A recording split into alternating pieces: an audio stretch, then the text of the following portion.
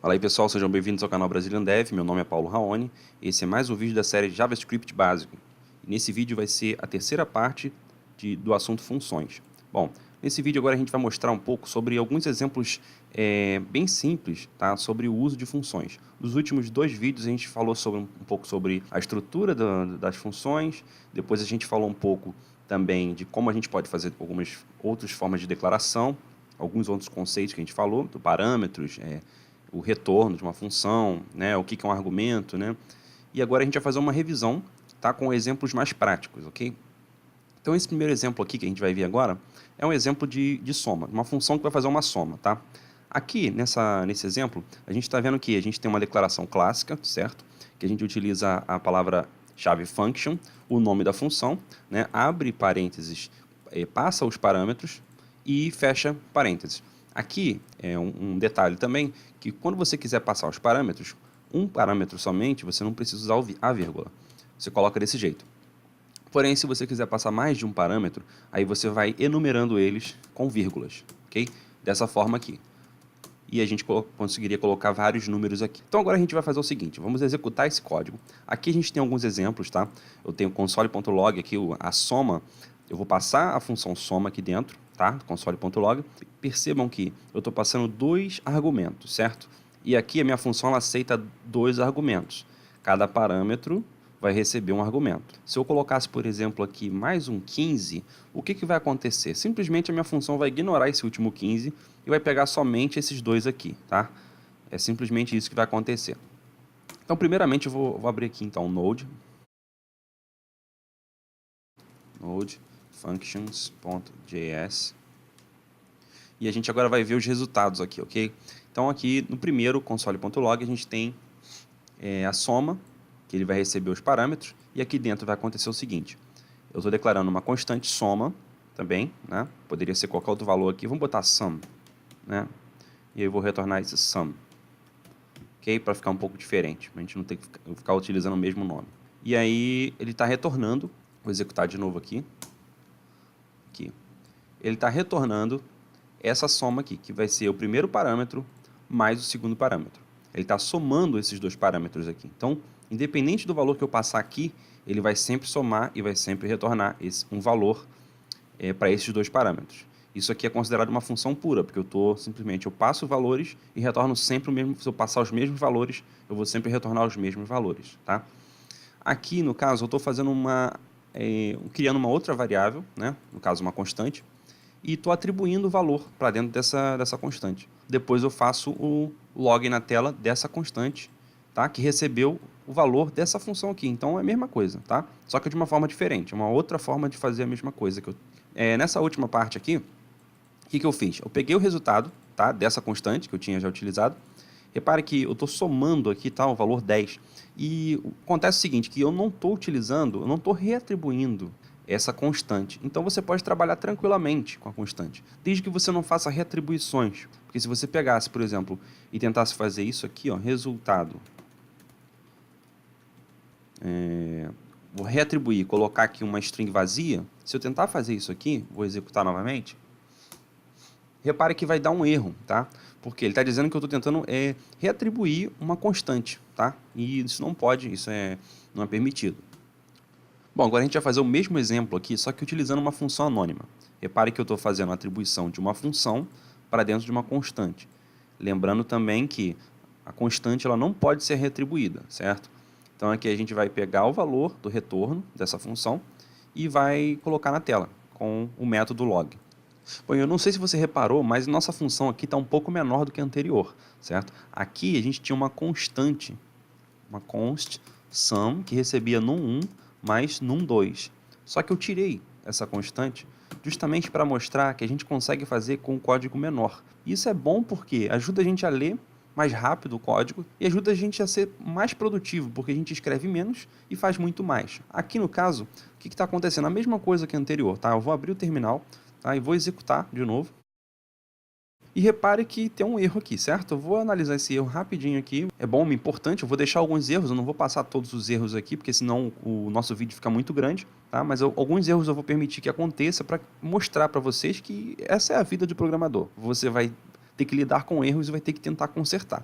Bom, aqui ele está dizendo o seguinte, console.log soma anônima, está dizendo que o erro está aqui. E o que está acontecendo aqui? Um erro de referência, ele está dizendo que soma anômina. Então eu escrevi de um jeito aqui em cima, certo? E estou tentando chamar uma função que não existe, porque tem um caractere aqui que está errado. Então ele está dizendo que esse nome aqui realmente não existe, não está definido. Vou salvar de novo aqui, tá? E vou executar novamente.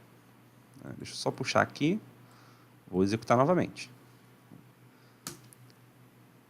Caramba, cara, eu consegui errar 2 vezes a mesma coisa. Deixa eu ver aqui. Ah, tá.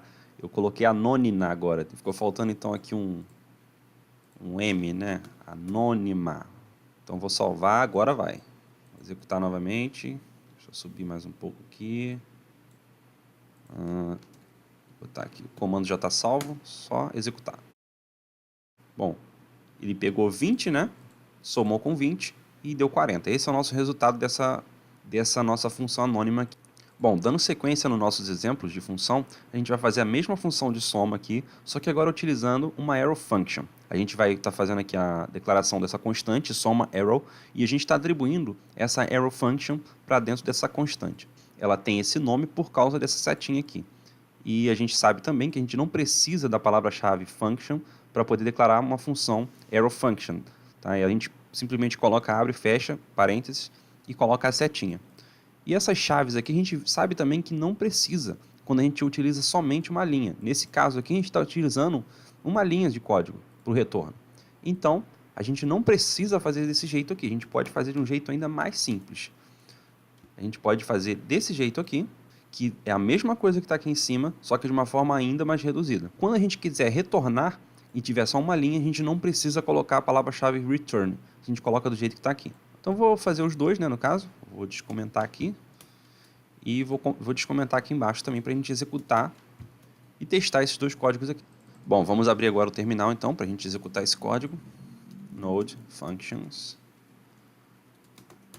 Bom, espero que não tenha nenhum erro. Se tiver, dá uma olhada aí para ver se tem algum erro. Se tiver, a gente vai ver e vai tentar descobrir o que é. Ih, parece que tem. Vamos olhar aqui. Ele diz que está nessa parte aqui. Return no 1 mais no 2. Bom, aqui a gente sabe que está retornando no 1 mais no 2. E qual será que é o erro?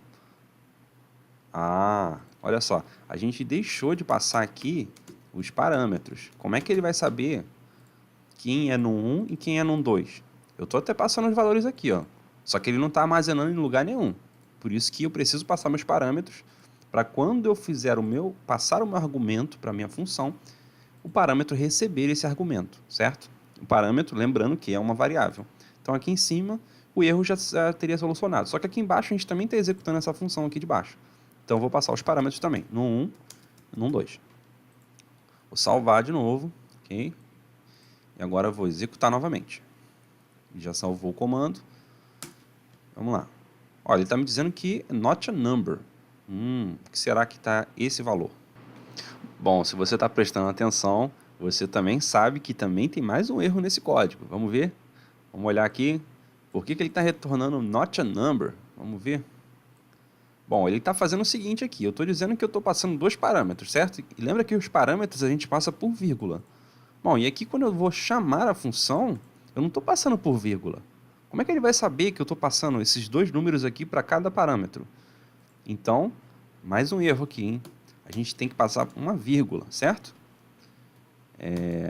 Isso acontece, a gente vai encontrar esses erros e a gente vai, naturalmente, né, quando a gente vai escrevendo esse código, por isso que é bom botar a mão na massa, a gente vai deixando de cometer esses erros. Mas o erro vai sempre existir, a gente vai sempre ter que saber lidar com esses tipos de erros. Então vamos executar de novo, e agora creio que não vai dar erro mais.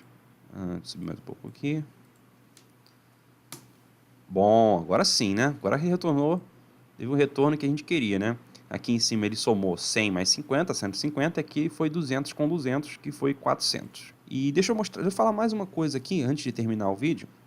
Para quem quiser treinar um pouco sobre JavaScript, está assistindo esses vídeos e está gostando, está achando interessante, quer treinar um pouco, tem um site muito legal que eu gosto bastante, tá? Que é o Code Wars. Esse exemplo aqui foi um exemplo bem simplesinho que eu fiz aqui, só para mostrar para vocês, que aqui ele pede para você escrever uma função que retorne o fatorial de um número. Então esse aqui foi um exemplozinho que eu fiz. Se você quiser, você pode entrar, se cadastrar no codewars.com e tem muita coisa legal aqui que dá para fazer. Eu vou fazer o Submit Final, que é quando você sobe realmente o seu código para que outras pessoas possam olhar a sua solução. Tá? E você pode fazer também aqui, ver qual é o nível de dificuldade. Eu achei que esse nível aqui está mais ou menos para o nível 7. Né? O ranking é exatamente do jeito que está aqui. O 1 é como se fosse o mais difícil, o nível mais difícil de código, de algoritmos para você implementar. O 8 é como se fosse o mais simples. Tá? Esse aqui não é tão simples, então eu botei como 7. Se você ainda não é inscrito no canal, eu peço que você se inscreva. E se você gostou, deixa um like para me ajudar. Se você tiver alguma sugestão, pode deixar nos comentários aí que eu vou ler com certeza. E fica ligado para os próximos vídeos do canal.